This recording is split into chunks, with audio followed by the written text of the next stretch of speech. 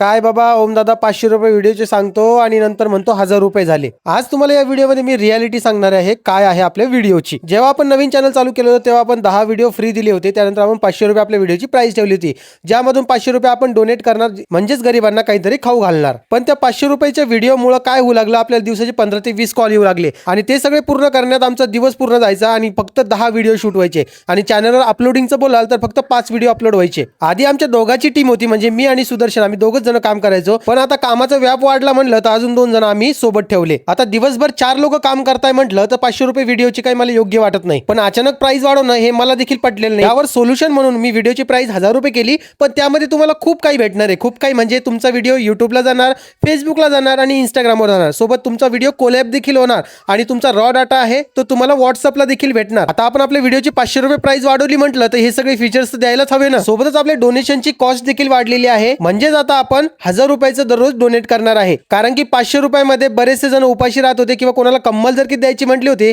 तर मोजून 5 किंवा 10 मला कंबल देता येत होत्या, परंतु आता 1000 रुपयाचं म्हटलं तर मी सफिशियंट डोनेट करू शकतो। या व्यतिरिक्त आपल्याला खूप जणांचे कॉल आले की आम्ही तुम्हाला काही डोनेशनसाठी हेल्प करतो, पण तशी हेल्प मला नकोय, माझ्या कामातून जे पैसे येतील तेच मी डोनेट करणार आहे। आणि हो, अजून एक महत्त्वाचं, 1000 रुपये प्राइस पेक्षा आपली प्राइस वाढणार नाहीये, फक्त हाच एक विषय क्लिअर करायचा होता, म्हणून हे मिनी व्लॉग मध्ये सगळं हेच बोललो।